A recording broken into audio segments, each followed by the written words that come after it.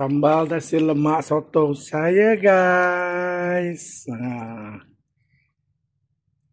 Sotong.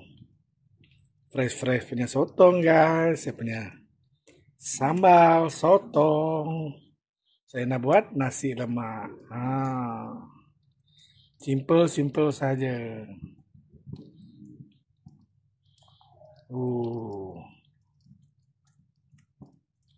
Kita pakai gula apung, guys. Untuk cita rasa dia ada sedikit. Ada sedap.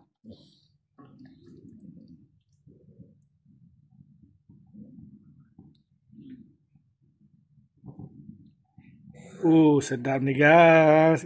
Sambal sotong saya.